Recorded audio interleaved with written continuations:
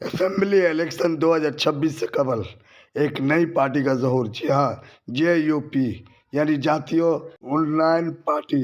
ये पार्टी 15 सीटों पर इस साल असेंबली इलेक्शन में हिस्सा लेगी मगरबी बंगाल में। आइए बात करते हैं रुहुल अमीन से, ये क्या कहते हैं, सुनते हैं।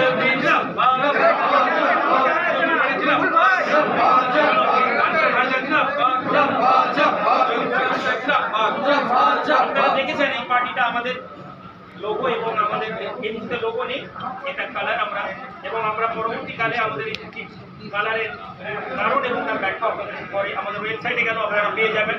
আমাদের নিজস্ব একটা ওয়েবসাইট আছে যেটা প্রিন্ট মিডিয়া বন্ধু বান্ধবদেরকে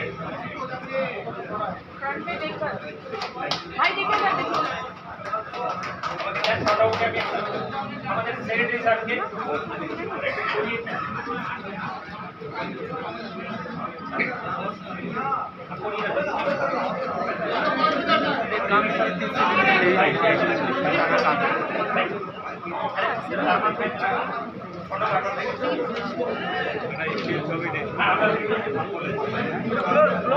ঠিক আছে,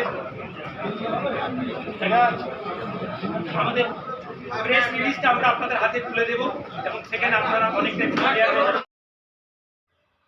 फैसल अली जो TMC के कद्दावर लीडर और वर्कर भी हैं, इन्होंने पार्टी छोड़कर रुहुल अमीन की नई पार्टी जातीय उन्नयन पार्टी ज्वाइन किया है। उनका कहना है कि बहुत पिछले कुछ दिनों से TMC की पार्टी जो है वो काम नहीं कर रही है जो इंसानी हकूक़ के लिए होनी चाहिए, जिस काम को लेकर ये पार्टी आई थी। यानी डेवलपमेंट का काम ना करने की वजह से पार्टी बहुत पीछे चल गई है, इसलिए वो ये इस पार्टी से दस्तबरदार होकर नई पार्टी जातीय उन्नयन पार्टी में हिस्सा लिया, जो रुहुल अमीन जिसका प्रेसिडेंट है और जिसके सेक्रेटरी है।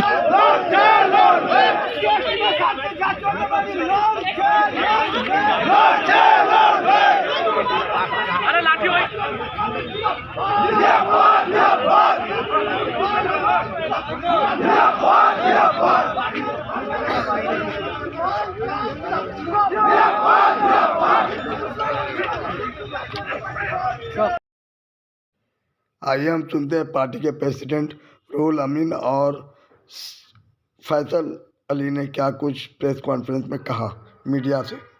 আমরা আজকে না প্রায় 15 বছর থেকে দেখছি একটা অল ওভার ইন্ডিয়াতে একটা খুব সোশ্যাল অর্গানাইজেশন, সবথেকে বড় social organization all India minority association, ওনার আপনার আমাদের সবার মধ্যে উপস্থিত আছেন। আমি ওনার হাতে মাইকটা তুলে দিব, উনি আপনাদেরকে জানাবেন যে এই পার্টিটা ওনার খুব ওনার এবং পুরো আমাদের লাখো লাখো মেম্বারে আজ সবার সুযোগ থেকে আজ এই পার্টিটা জন্ম নিচ্ছে। তাহলে আমি ওনাদেরকে টাইম না ওয়েস্ট করে ওনার হাতে মাইকটা তুলে দিচ্ছি। আমাদের ভাইজান সৈয়দ रुहुल अमीन साहब। बंगाल की सियासत में एक नई भाईजान का वजूद अमल में आया है। ये भाईजान है रुहुल अमीन। इससे पहले नौशाद सिद्दीकी भी भाईजान हुआ करते थे। এবং আপনাদেরকে আরো ধন্যবাদ জানাই যে এত মানুষের মাঝে আপনারা কিছুটা হলেও সাংবাদিক বন্ধুদের কিছু কষ্ট হয়ে যাচ্ছে হয়তো। অলরেডি আপনারা মেলের মাধ্যমে এটা জেনেই ফেলেছেন যে আমরা একটি রাজনৈতিক দল বাংলার বুকে প্রতিষ্ঠিত করতে চলেছি, বা অলরেডি যেটা আজকে আনুষ্ঠানিকভাবে যার প্রকাশ করা হবে। এই রাজনৈতিক দল অ্যাকচুয়ালি অনুপ্রাণিত আমরা এই পার্টিকে পূর্ব মেদিনীপুর জেলা অবিভক্ত পূর্ব মেদিনীপুর যে ছিল তার জাতীয় সরকার তৈরি করা হয়েছিল। স্বাধীনতা সংগ্রামী মেদিনীপুরের যাদের প্রেরণায় জাতীয় সরকার গঠিত হয়েছিল, এবং এই জাতীয় সরকার ইংরেজদের বিরুদ্ধে একটি প্রতিবাদের প্রতীক ছিল। জাতীয় সরকারকে আমরা সতীশ সামন্ত ফ্রিডম ফাইটারকে আমরা আমাদের মেদিনীপুরের অনুপ্রেরণা বলে শুধু মনে করি না, বাংলার অনুপ্রেরণা। এবং অবিভক্ত মেদিনীপুরকে যদি আমরা ইতিহাস দেখি, মাতঙ্গিনী হাজরা, ক্ষুদিরাম বাসুর মতন, বিদ্যাসাগরের মতন মহামানবকে পূর্ব মেদিনীপুর জেলা অবিভক্ত মেদিনীপুর জেলা বাংলাকে উপহার দিয়েছে। সুতরাং বাংলার মধ্যে মেদিনীপুরের মাটিতে আপনি সংগ্রামী মনোভাব পাবেন না, এটা হতে পারে না। সেই ইংরেজ পিরিয়ডের ধারাকে আরম্ভ করে পরবর্তীকালে পরিবর্তন, আমাদের মুখ্যমন্ত্রী যে ডাক দিয়েছিলেন, সেই পরিবর্তনের যে অগ্নিশিখা জ্বলে উঠেছিল নন্দীগ্রামে, তা আজকে বাংলার মানুষ হয়তো অনেকেই ভুলে গিয়েছেন, কিন্তু মেদিনীপুরের মানুষ তা ভুলেনি। এছাড়াও মেদিনীপুরের ইতিহাস বলার জন্য আমরা তো এখানে আসিনি, কিন্তু আমরা এটা আপনাদের জানা জরুরি যে আমাদের এই রাজনৈতিক দল তৈরি করার পেছনে আমাদের উদ্দেশ্যটা কি। সেই জাতীয় সরকারকে সামনে রেখে আমরা একটি রাজনৈতিক দলের নামকরণ করেছি, যা জাতীয় উন্নয়ন পার্টি বলে আপনাদের কাছে আমরা প্রকাশ করলাম। সংক্ষেপে যে ইউপি, আমরা আমাদের আলোচনার মধ্যে আসবো, আপনারা হয়তো কনফিউজ হবেন। তার আগে আমি আপনাদেরকে 2021 সালে একবার নিয়ে যেতে চাই। এই 2021 সালে এই প্রেস ক্লাবে বসে আমরা একটি ফ্রন্টের ঘোষণা করেছিলাম, ইউনাইটেড সেকুলার ফ্রন্ট। এটা জানানো আপনাদের জন্য জরুরি। অনেকেই আমরা খুব দ্রুত এই সোশ্যাল মিডিয়ার যুগে ট্রোলিং নিউজের পিছনে ছুটতে ছুটতে আমরা ভুলে যাই যে আমাদের পিছনের ত্যাগ তিতিক্ষা কী ছিল, কোন মানুষের, এটা আমরা মনে করি না। ফলে আমরা দ্রুত যা দেখি তার উপরে আমরা সিদ্ধান্ত নিই। ইউনাইটেড সেকুলার ফ্রন্ট 2021-এ কলকাতা, মুর্শিদাবাদ এবং মেদিনীপুর, পশ্চিম মেদিনীপুর, পূর্ব মেদিনীপুরের কিছু ইন্টেলেকচুয়াল মেম্বার, মানুষ যারা মনে করেছিলেন যে সরকারের কাছে আমাদের আওয়াজ পৌঁছাচ্ছে না, ফলে ঐক্যবদ্ধভাবে আমরা একটা ফ্রন্ট বানাই। যে ফ্রন্ট গঠন করা হয়েছিল প্রায় 13-14টি দল, এবং এই 13-14টি পলিটিক্যাল নন পলিটিক্যাল মানুষদেরকে নিয়ে আমরা এই প্রেস ক্লাবে ঘোষণা করেছিলাম, এবং যার ডকুমেন্টস আমাদের কাছে আছে। এবং যদি আপনাদের কোনো মিডিয়া বন্ধুর প্রয়োজন হয়, আমাদের যারা সহযোগীরা এসেছেন, আপনারা তাদের কাছ থেকে সেই মিডিয়ার পুরো বক্তব্যটা পেয়ে যাবেন, অথবা আমরা পরবর্তীকালে আমাদের পেজেও এটা আপলোড করে দেব, যাতে আপনাদের বিভ্রান্ত হওয়ার কোনো জায়গা না থাকে। যদিও এটা সত্য কথা যে তৎকালীন যারা সরকারের কাছে আওয়াজ পৌঁছাতে চেয়েছিলেন, তাদের একটা বৃহত্তর অংশ আজ সরকারের সাথেই আছেন। এটা আমাদের কোনো ব্যক্তিগত রাগ আক্রোশ বা বিরোধিতা নয়, কারণ আমরা খুব দ্রুত সিদ্ধান্ত বদলাই। আজকে যে লোকটাকে সেকুলার মনে হচ্ছে, কালকে এই লোকটাকে সাম্প্রদায়িক বলতে আমাদের 1 মিনিট সময় লাগে না।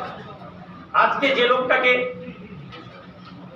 সাম্প্রদায়িক মনে হতে পারে, এক্সট্রিমিস্ট মনে হতে পারে, আমাদের বিশ্বাস যে media, social media, print media, তারা যদি তাদের দায়িত্ব পালন করে, যে লোকটাকে আপনি তার অ্যাপিয়ারেন্সের উপরে হয়তো কোনো কিছু বলছেন, মিডিয়ার মাধ্যমে আমরা সেই লোকটাকে দেশ বা জাতির একজন মানুষ ভালো, বা তাকে আমরা আগামীর পথপ্রদর্শক হিসাবে প্রমাণ করতে পারি। তো যে মানুষগুলো আমাদের সাথে ফ্রন্টে যুক্ত হয়েছিলেন, তাদের একটা অংশ তারা ফ্রন্ট থেকে বেরিয়ে গিয়েছিলেন, এবং কিছু মানুষ আজও সরকারের বিরুদ্ধে তাদের আওয়াজকে তুলে যাচ্ছেন। আমরা তাদেরকে ধন্যবাদ জানাই।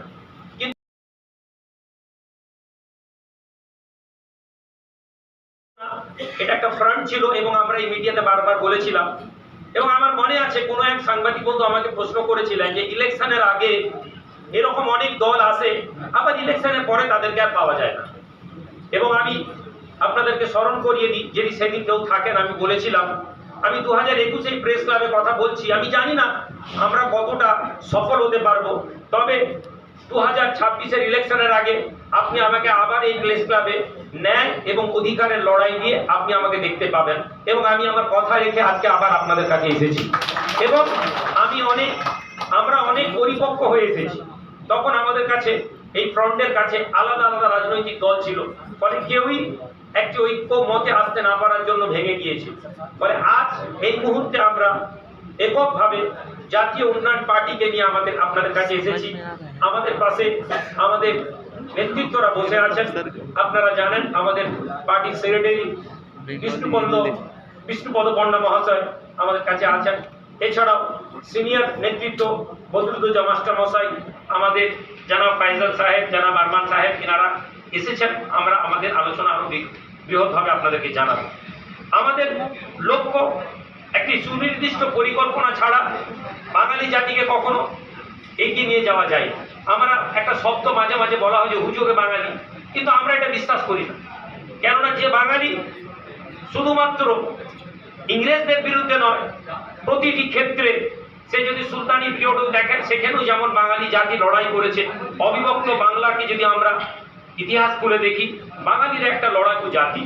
ফলে এই জাতির মান সম্মান নিয়ে, এই জাতির সেন্টিমেন্ট নিয়ে একদল মানুষ যারা বাঙালিদেরই একটা অংশ, তারা ব্যবহার করে চলেছেন। আমরা এটাকে হতে দিতে পারি না বলে মনে করেছি।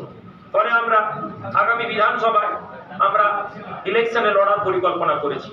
আমাদের কোনো অনেক বড় শ্বেতপত্রও নেই, আর আমাদের অনেক বড় কোনো স্বপ্ন দেখানোর উদ্দেশ্য আমরা বাংলার মানুষের কাছে আপিল রাখছি না। আমরা আপিল করেছি, আমাদের নীতি হচ্ছে 100 কদম চলনে কে লিয়ে এক পহলি কদম কি জরুরত হ্যায়। আমরা লক্ষ্য নির্ধারণ করেছি এবং সেই লক্ষ্যে আমরা এক পা চলা শুরু করেছি। আমরা জানি না কত দ্রুত আমরা এই লক্ষ্যে পৌঁছাতে পারবো, কিন্তু আমাদের লক্ষ্য বাঙালিদের অস্তিত্ব। একদিকে সাম্প্রদায়িকতাবাদ বাংলাকে যেমন ঘিরে ধরেছে, সাধারণ আমাদের বাংলার যে পরিবেশ ছিল, বাঙালিদের যে একটি ভ্রাতৃত্ববোধের যে দৃশ্য আমরা দেখতে পেয়েছি শারদ উৎসবকে নিয়ে, ঈদের সময় যা আমরা সকলে আনন্দ করেছি, সেই আনন্দের মধ্যে একটা বিষাক্ত দুর্গন্ধ কেউ কেউ ছড়িয়ে দিতে সক্ষম হয়েছে অনেকটা। আমাদের লড়াই এখানে, আমাদের লড়াই তোষণের নাম করে কিছু মানুষদেরকে পিছিয়ে রাখা শুধু নয়, অধিকার পাইয়ে দেওয়ার ললিপপ দেখিয়ে আজ তারা দিশেহারা হয়ে কিছু না পেয়ে তারা মনে করছে আমাদের অধিকারের জন্য আমাদের জায়গা, আমাদের নিজস্ব প্রতিনিধি দরকার। এই দিশেহারা পিছিয়ে পড়া সমাজের জন্য আমাদের লক্ষ্য। আমরা আমাদের রাজনীতিতে কোনো সেলিব্রিটিকে আনতে চাইছি না, কোনো বড় নায়ক নায়িকাকে গ্রাম বাংলার মানুষদেরকে ছবি দেখিয়ে তাদেরকে নেতা বানানোর চেষ্টা করছি না। আমরা আমাদের রাজনৈতিক দলের লক্ষ্য মাটির মানুষের সাথে, যারা ঘাসের সাথে সম্পর্ক রেখেছেন, যারা শিশির ভেজা সকালকে দেখেছেন, সেই সাধারণ বাঙালিদের অধিকার নিয়ে যে ইউপি লড়ার প্রতিজ্ঞা নিয়ে আজকে আপনাদের কাছে এসে পৌঁছেছে। সম্মানিত মিডিয়া বন্ধুরা, আপনাদেরকে আমরা আবার ধন্যবাদ জানাই। আমরা চেষ্টা করেছি একটি উদ্দেশ্যকে নিয়ে আপনাদের কাছে এসে পৌঁছানো।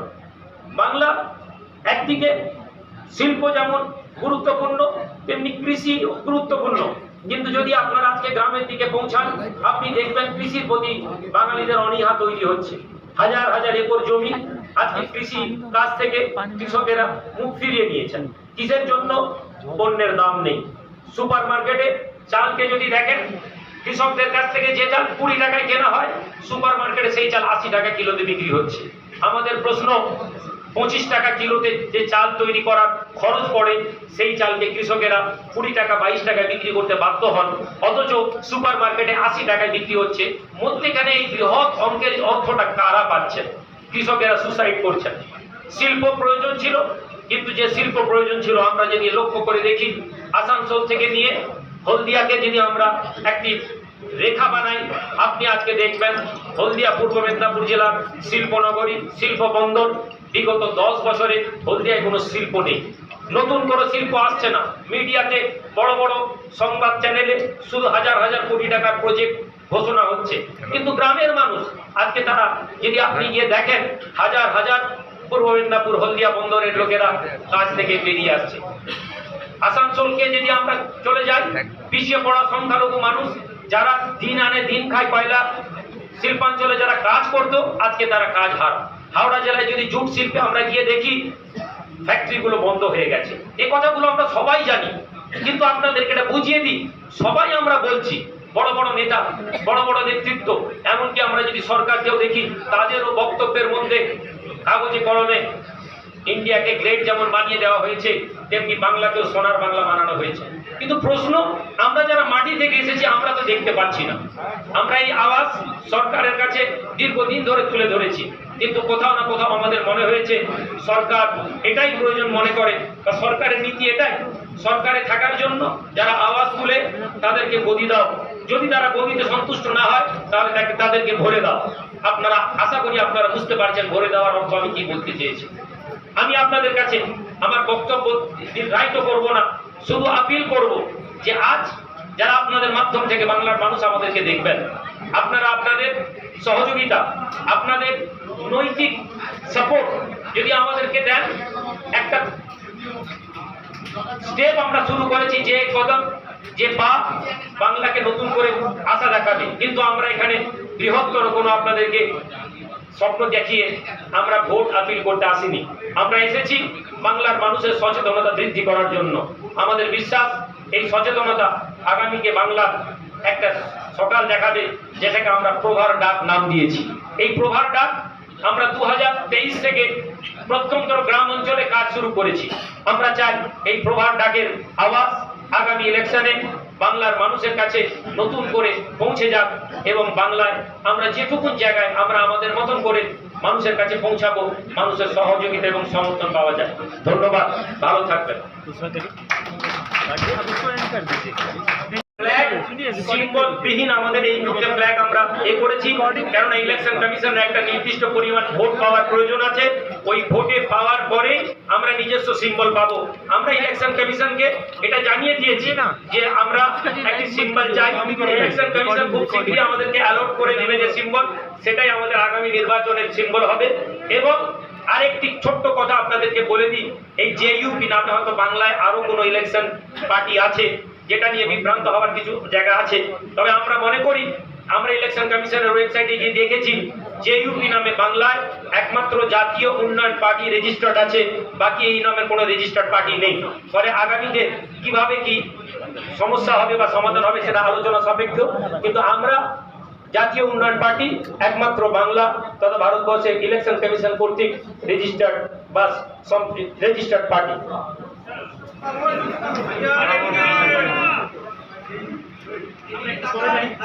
সাংবাদিক বন্ধুরা একটু আমাদের ফ্ল্যাগটা দিই।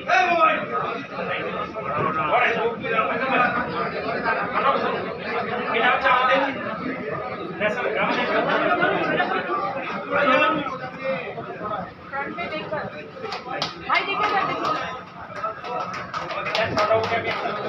আমাদের সেক্রেটারি স্যারকে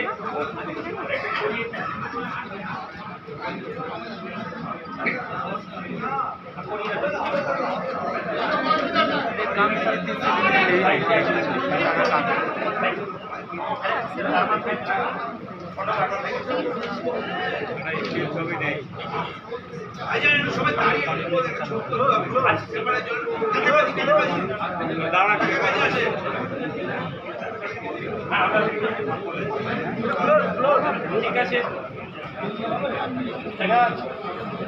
আমাদের প্রেস রিলিজটা আমরা আপনাদের হাতে তুলে দেব, এবং সেখানে আপনারা অনেকটা